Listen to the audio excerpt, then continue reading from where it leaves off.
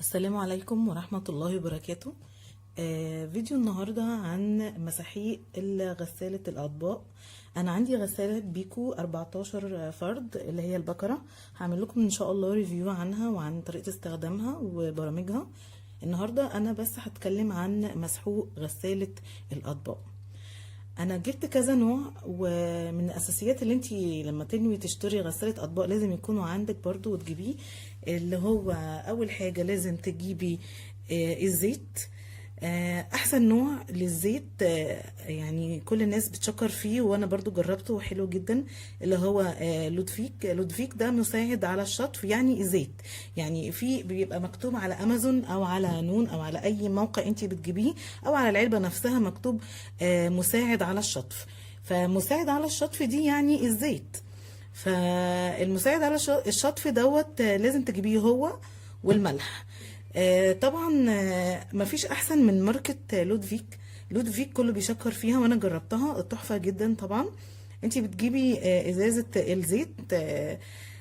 اول ما جال الفني وهو بيركبها لي، بصوا هي العبوة دي 300 ملي. ال 300 ملي استخدم بس منهم دول بس، ودول اتفضلوا. وكمان الملح برضو من نفس النوع، اللودفيك الماركة. برضو العبوة دي كيلو ونص. العبوة دي كيلو ونص. الكيلو ونص دول برضو مش بتستخدميهم كلهم، يعني استخدم مثلا حوالي نقول 3/4 الكيس او نصها وحبة صغيرين. ده كيلو ونص. ده اللي هو حطه فيها اهو. ده الملح الفني لما حط مثلا 3/4 العبوة. فمن الاساسيات المهمة ان انت لازم تجيبيها مع الغسالة الملح دوت والزيت، النوعين. لودفيك طبعا مش بيخلصوا بقى كل شهر تشتري والكلام من ده. يعني انا لسه ما شفتش هما هيقعدوا لحد امتى معايا. انا دلوقتي الغسالة معايا بقى لها شهر مثلا. فجبت لها الزيت والملح. دي اول حاجه. تاني حاجه كان في عرض، انا جبت العرض ده من امازون. كان ده لوحدها الزيت كان عامل 37 جنيه، والملح كان عامل 64 جنيه. ده كيلو ونص كان من على امازون. وكان في العرض دوت عرض برضو المسحوق. الناس برضو بتشكر فيه جدا، وفعلا رهيب جميل، بينظف جدا المواعين والاطباق والكوبايات بالذات. العرض ده كانوا الاتنين مع بعض ب 129. ف زي ما انتم شايفين كده العبوة كيلو. مش قادرة اقول لكم يعني بيقعد قد ايه. يعني انا بفتح كده،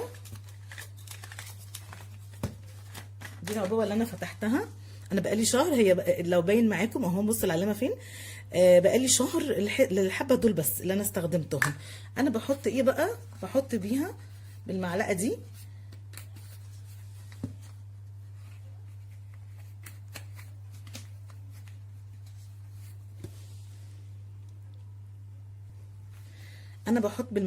انا حاطه المعلقه دي جواها.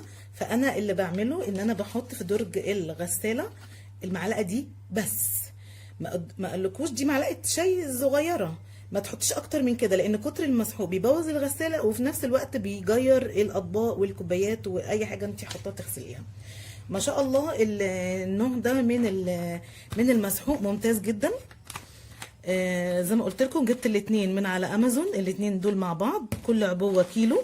طبعا اللي استخدم العبوة دي والمسحوق ده بيقول ان هي قعدت معاه اكتر من 3 شهور، او في ناس قعدت معاهم 5 شهور كمان. انا لسه برضو زي ما بقول لكم انا بقالي شهر ولسه ما خلصتش. يعني ده ممكن اللي استخدمته في خلال الشهر. فبرضو هشوفها هتخلص امتى، وبرضو هعمل لكم فيديو واقول لكم الدنيا ماشيه ازاي. طبعا هو بيجيلك مع الغسالة هدية. جالي برضو فانيش ده برضو اللي هو مساعد الشطف او الزيت زي ما بيقولوا. ده كان جاي مع الغسالة هدية. المسحوق الفني ما استخدمهوش، حط لي من ده، لان انا كنت محضره الحاجه وجايباها. فانا قلت له حط لي الملح وحط لي الزيت، علشان خاطر ايه، كنت اول مره ولسه ما اعرفش ايه الدنيا ماشيه ازاي. فحط لي من الزيت هنا زي ما شفتوا كده ده بس اللي استخدمه منه، وده الباقي هيتشال برضو لما تنور اللمبة بتاعة الزيت اللي في الغسالة، هبقى ان شاء الله احطه. ده اللي جالي هدية مع الغسالة فانيش، مع الغسالة نوعيته اسمه فانيش. وجالي معاها كمان،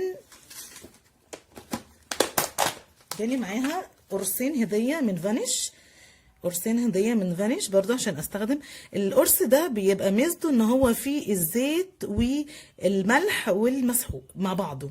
يعني لو انتي الفني قال لي ان انا بعد ما الزيت والملح يخلصوا من الغساله مثلا وتعوز زيت او ملح، لو انا عندي الاقراص دي ما احطش لا زيت ولا احط ملح، احط بس القرص ده بس، يعني مش هتحتاج ان انا احط لها ملح او زيت، فان انا احط القرص ده كده بس.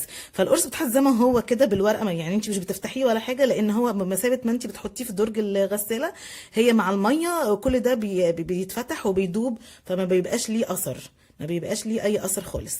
ده كان جاي 2 مع الغسالة. انا جربت قرص منهم في غسيل الاطباق، ولكن لقيت ان انا اللودفيك احسن بكتير. اللودفيك كان جميل جدا، بيخلي الحاجة بتلمع وحلوة قوي.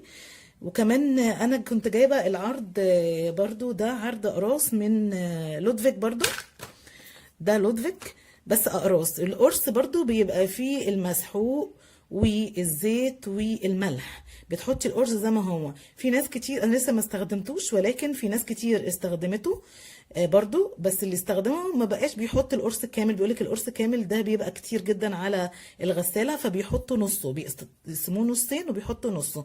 انا حطيته في علبة اول ما جه، لان كان الكيسة بتاعته كانت جايه لي متبهدلة، الكيسه بتاعته كانت جايه لي مفتوحه من من من امازون، يعني كانت مفتوحه، بس كانت الاقراص كامله الحمد لله، يعني ما كانش ناقصها ولا حاجه. فدي تجربتي مع مع المساحيق. هو انا دوت لسه ما استخدمتوش، بس ولكن لسه هستخدمه برضو، هقول لكم ايه. بس انا لحد الان انا كده اعتبر استخدمت فانيش. فانيش مش بنفس جودة لودفيك.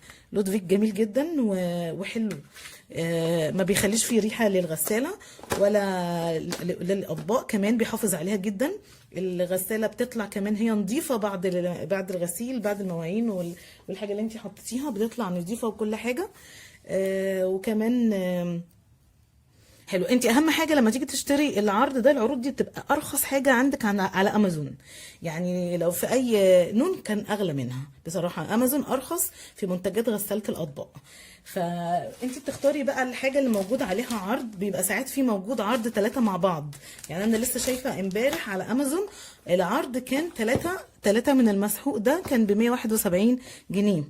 للاسف الملح زاد، للاسف الملح انا شفته امبارح على امازون ب 240 جنيه. ازاي معرفش، يعني غلي كل السعر ده ازاي معرفش. هنستنى برضو، احنا كده كده موجود لسه الملح، فهنستنى اي عروض ونجيب باذن الله من الملح تاني.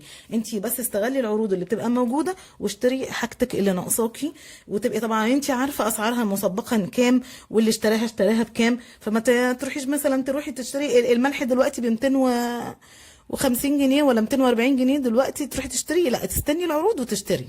ده لو انت عندك متاح في بيتك الملح ومش محتاجاه دلوقتي، انت تستغلي العروض وتشتري الحاجه وتشيليها.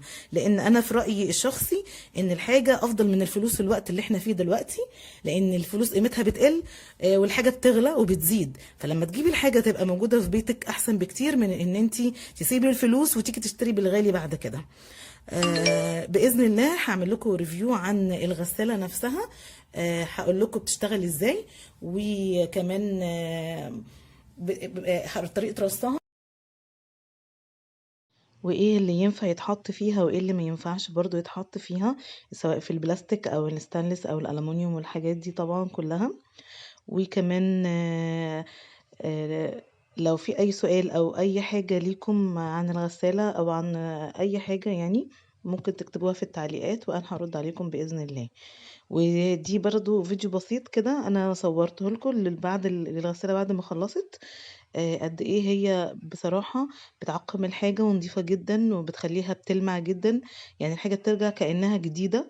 او كأنك لسه شاريها. بالعكس يعني لو شارية الحاجة كده عمرها ما هتبقى باللمعان ده كده، والنظافة دي برضو طبعا. واحلى ميزة فيها ان هي الغسالة لما بتعقم الحاجة، يعني لو في حد شرب في حاجة او كده بردان، او في اي فيروس او في اي حاجة، فمع التعقيم اللي بيحصل في الغسالة بتضيعه الحمد لله. يعني بيبقى هي يعني صحية تعتبر، وبتساعد ربة المنزل ان هي يعني ما تقفش كتير على الحوض المطبخ وكده. وزي ما انتوا شايفين كده هي بتطلع الستانلس بيبرق وبيلمع وجميل كده. وجربت برضو فيها البلاستيك، ده اركوبال. وجربت البلاستيك، ودي الستانلس برضو جميل فيها. بصراحة هي جميلة وغاية في النظافة. زي ما انتوا شايفين كده الحاجة بتلمع وبتبرق ونظيفة ومتعقمة. يعني مميزاتها كمان كبيرة. يعني زي ما انتوا شايفين طقم المعالق ده عندي والشبك بقاله 20 سنة زي الفل. بصي رجعته جديد زي ما هو أكنه لسه جايباه. وده برضو أركوبال. الطقم دوت خليته بيلمع وجميل. هي بصراحة حلوة وبتنفع وبتنقذ كمان في العزومات لو عندك عزومة ولا حاجة. بص الحاجة بتلمع ازاي، والله الحاجة بتلمع ونظيفة وغاية في النظافة. غاية في النظافة. ان هي بتغسل الحاجة على درجة حرارة 70. بس انا بستخدم اللي هي البرنامج اللي هو الساعة على درجة حرارة 60. ده كفاية بالنسبة لي يعني حلو قوي. يعني انا كنت هنا عاملاها على درجة حرارة 60. جميل جدا وزي الفل. بخلي الحاجة كلها زي الفل وفي وقت ساعة. آم، بصراحة هي جميلة. ده هنا الباب اللي بتحط فيه المسحوق، معلقة واحدة بس صغيرة بتتحط هنا، وبعدين بتقفلي الباب. وهي بتفتح بقى الباب في البرنامج وتغسل وتاخد منه المسحوق وكده. هي جميلة جدا جدا جدا. هنا ده برضو مكان لمبة اللي هنا دي الزيت، واللي جنبها ده الملح. لما بتنور اللمبة دي معناها ان هي محتاجة يعني زيت او ملح. فهي جميلة، وان شاء الله هعمل لكم ريفيو قريب من عليها. فضلا وليس أمرا الاشتراك في القناة. والسلام عليكم ورحمة الله وبركاته.